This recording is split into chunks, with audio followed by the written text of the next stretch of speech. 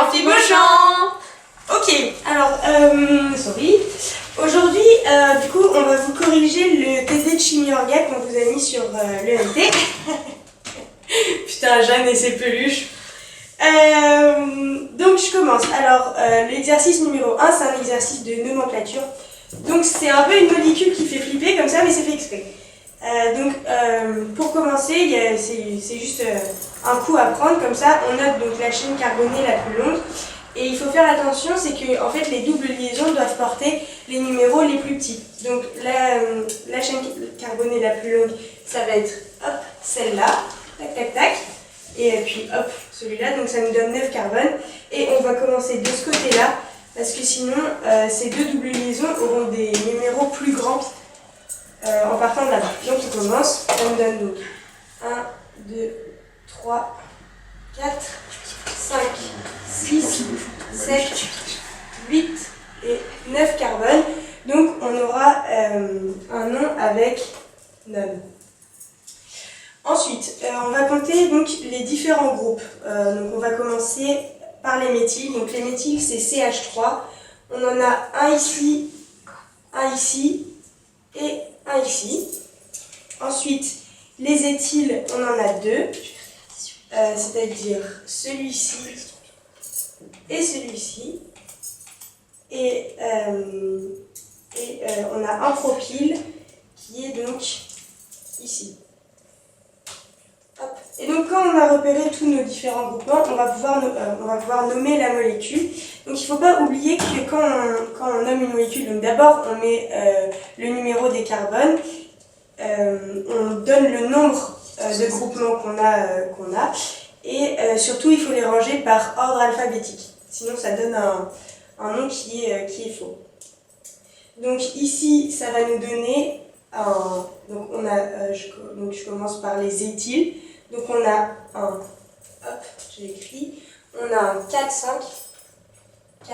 5, diéthyl. Hop. Ensuite, on a un 2, 3, 7 éthyl. 2, 3, 7 éthyl. Un 6 propyle.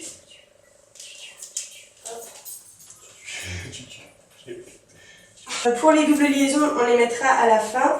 Donc ça nous donne un 2, 5, 10 N. Et au milieu, on met notre préfixe qui correspond en fait au nombre de carbone. Donc ça fait un nona. Voilà, donc la réponse juste, c'était la C. C'est le 4,5 diéthyl 2, 3, 7 triméthyl. J'ai oublié le tri ici. Tiffen, elle écrit pas bien. Triméthyl, 6 profil, nona, 2, 5 diène. Donc maintenant on passe à l'exercice 2, donc c'est un exercice sur la configuration absolue, donc R ou S. Donc on a cette molécule, la première étape en fait c'est de numéroter les substituants par numéro atomique. Donc le 1 ça va être celui qui a le plus grand numéro atomique, c'est donc le OH. Ensuite pour le deuxième, en fait on va s'intéresser au CH2, CH3 et au CH3, parce que le H de toute façon ce sera le plus petit, donc il est en quatrième. Et donc là, sur cet exemple, c'est simple, mais vous pouvez avoir des constituants plus compliqués que ça.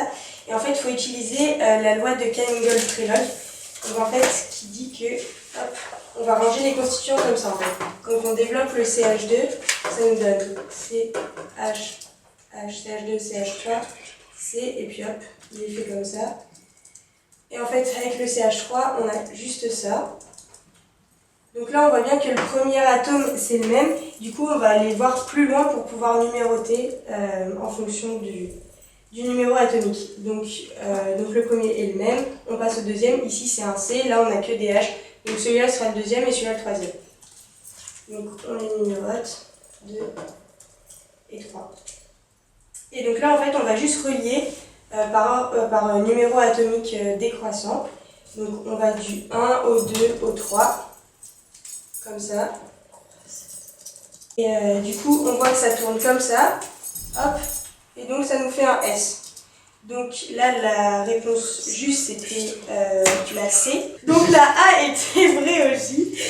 Possède un carbone asymétrique, c'est vrai parce qu'on n'a aucun substituant identique. Et pour la D et la E, donc il nous demande s'il dévie la lumière à droite ou à gauche.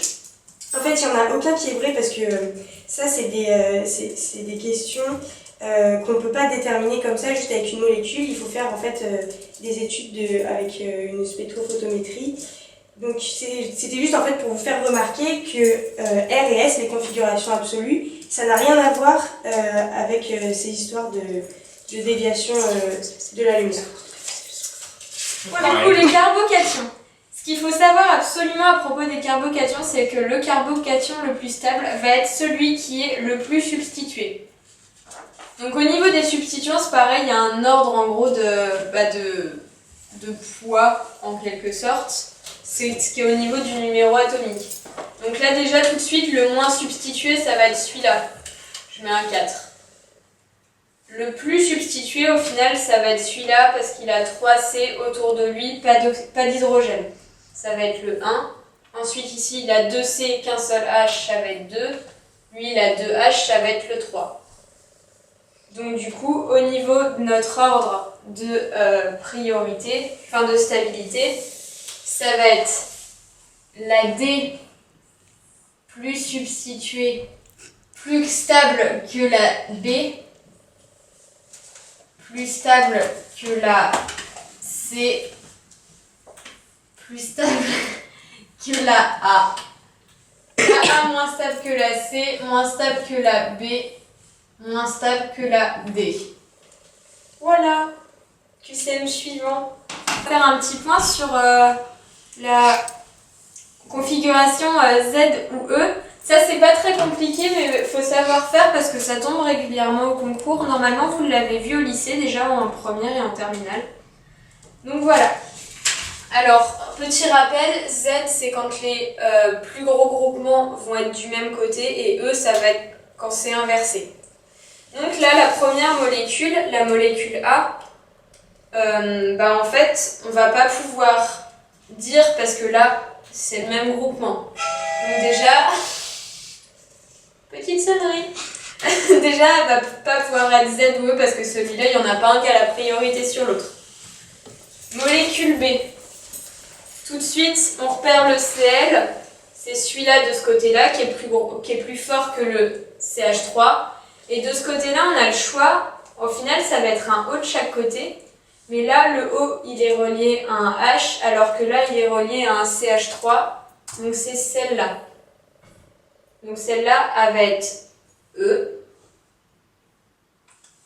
Du coup, pour la molécule C, de ce côté-là, un petit problème, c'est un C à chaque fois. En haut, qu'est-ce qu'on a?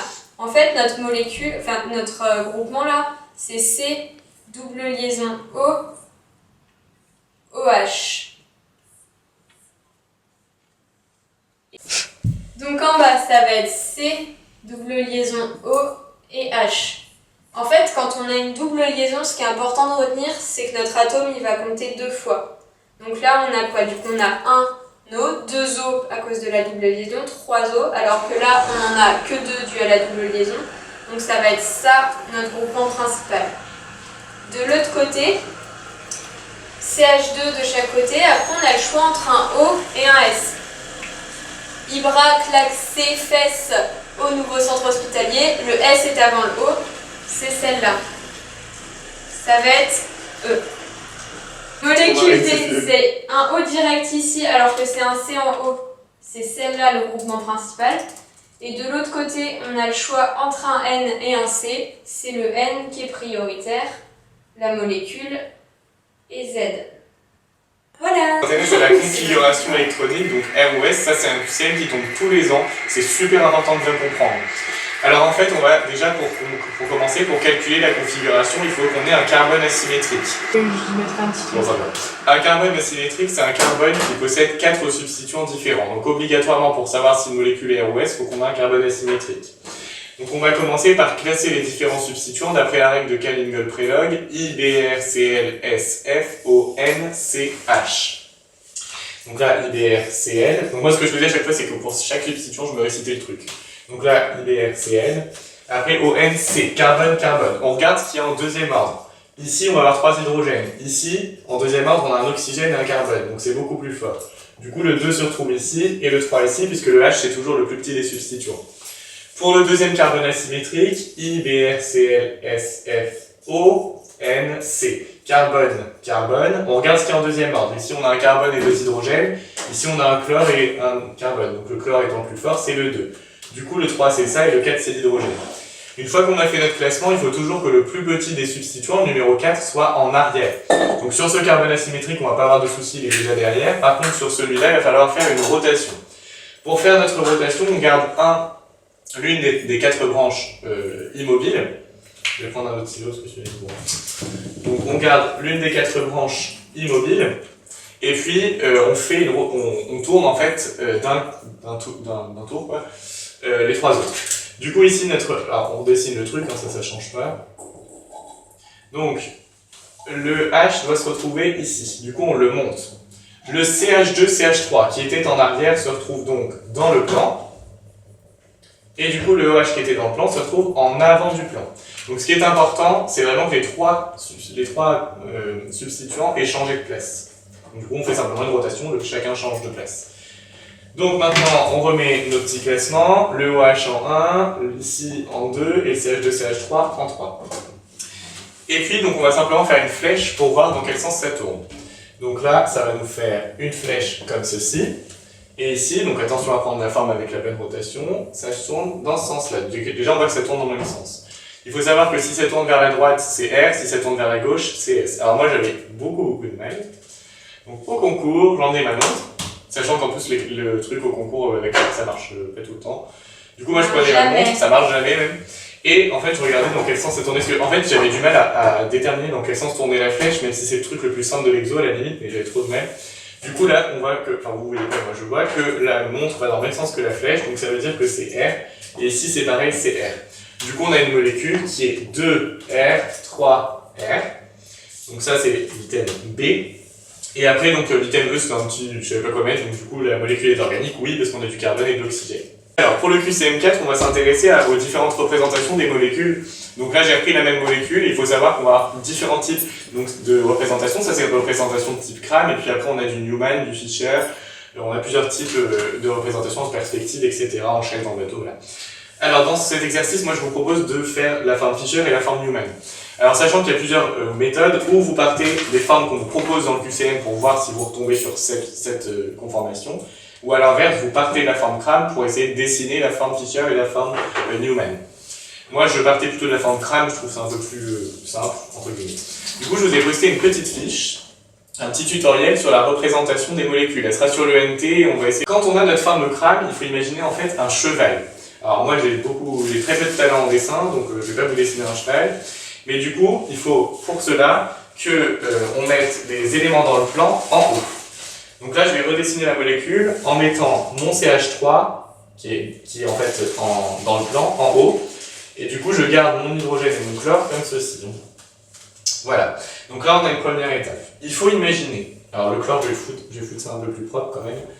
Je mets mon hydrogène ici et mon chlore ici. Et donc, il faut imaginer qu'on est sous la molécule. On la regarde par-dessous. Donc là, on a notre bonhomme avec ses yeux dirigés par là. Voilà. Et puis, donc là, ses jambes et ses bras. Et donc ici, le bonhomme les regarde comme ceci. En fait, notre molécule, si on la regardait dans l'espace, on aurait l'hydrogène qui partirait d'un côté et le chlore de l'autre, puisqu'il y en a un qui est en avant et en arrière. Et l'élément qui est dans le plan partirait en avant, comme ceci. Donc c'est l'élément qui va être le plus en avant en conformation de Fischer. Donc moi, je commence toujours par dessiner mon truc un peu vite fait. Donc par exemple, là je vais mettre ça, je mets mes 2 carbones déjà, hein, mes trucs comme ça, et puis après je mets ça en... Alors là c'est des grosses flèches noires, hein, comme ceci. Là c'est pas du tout la conformation de Fischer, c'est une sorte d'intermédiaire. Donc pour faire ça, moi je regarde la molécule du dessous, avec la tête qui regarde vers le haut. Donc il faut imaginer un cheval, etc. Donc on imagine ici la tête du cheval, de l'autre côté la queue du cheval, et en fonction de ce qu'on verrait si on était sous la molécule, il faut essayer de la dessiner. Du coup ici, moi, le CH3 est en haut, puisque c'est l'élément qui est le plus ici. Et à l'inverse, la queue du cheval, ce sera le OH, qui sera donc en bas. Et puis du coup, maintenant, on va placer nos H, enfin nos substituants qui sont ou en arrière ou en avant, sachant que les substituants qui sont en arrière doivent être du même côté, et ceux qui sont en avant doivent également être du même côté.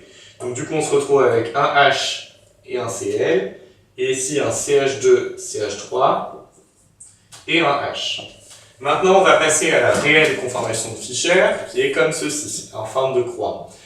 Un petit élément qu'il faut bien avoir en tête en Fischer, c'est que le groupement le plus oxydé, c'est le groupement qui va être en haut.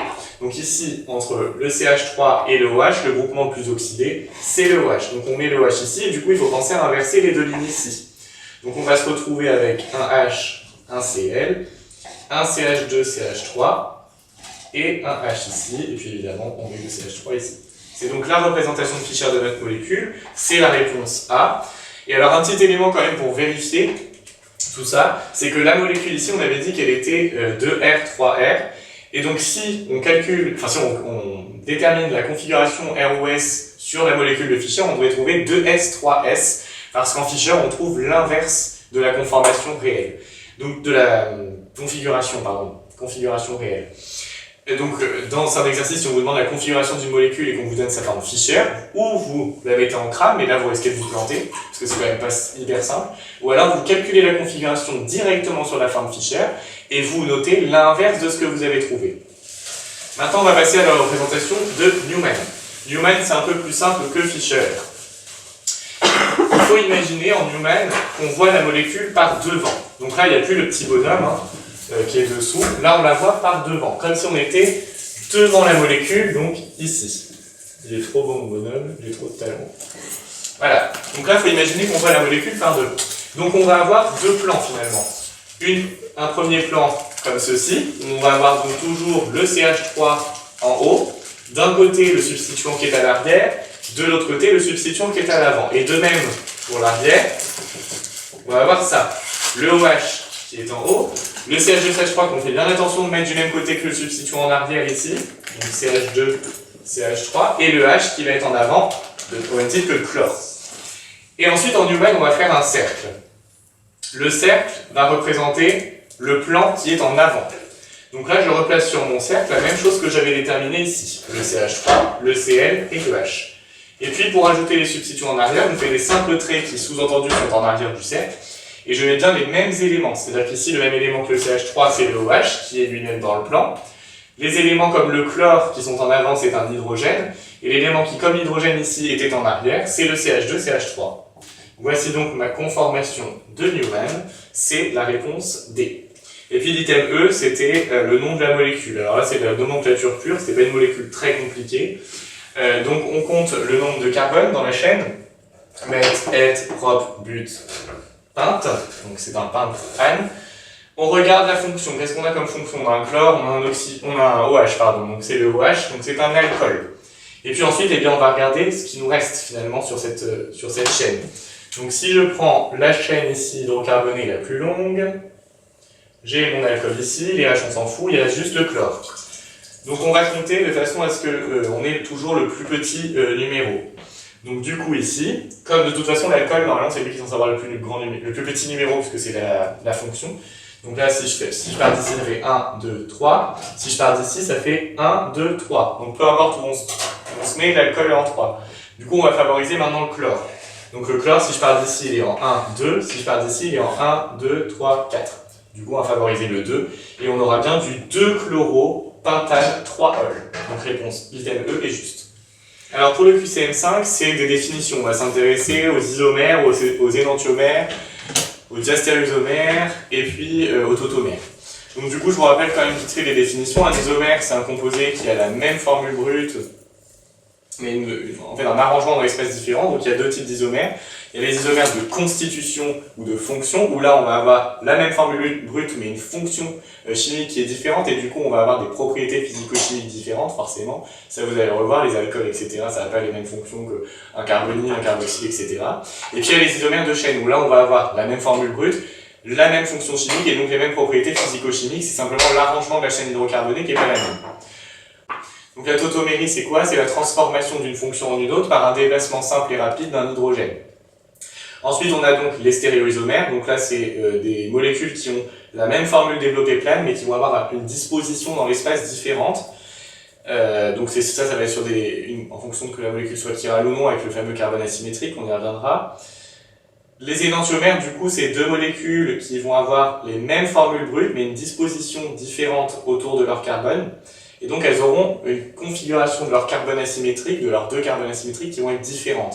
Alors que si c'est des diastéréoisomères, il y aura un carbone asymétrique qui sera le même, et du coup, il y aura un seul carbone asymétrique qui va différer.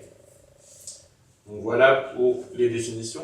Donc du coup, item A, les molécules A, B, C et D sont des isomères. Donc ça, c'est juste. Si on s'amuse à compter le nombre d'atomes, ici, on aura 1, 2, 3, 4 carbone, 1, 2, 3, 4 carbone, 1, 2, 3, 4 carbone, 1, 2, 3, 4 carbone.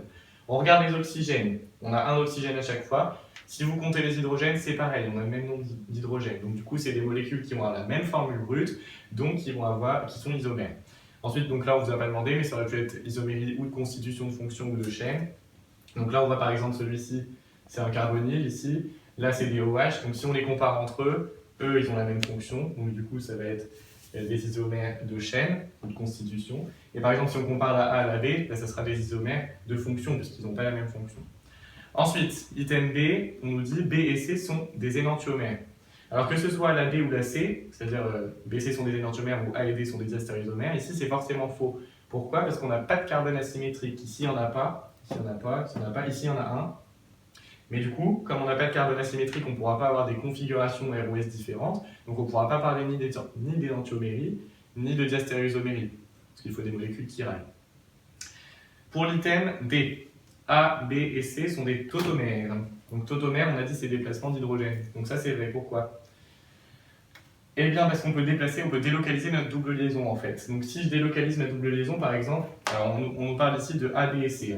Donc si je délocalise ma double liaison pour obtenir de A à B en fait, je vais simplement partir ici, donc je vais un hydrogène qui se barre, du coup j'ai un autre hydrogène qui vient là, et j'obtiens la même chose qu'ici. Parce qu'en fait il faut bien avoir en tête que la double liaison c'est le partage de deux électrons, donc sous-entendu entre deux H.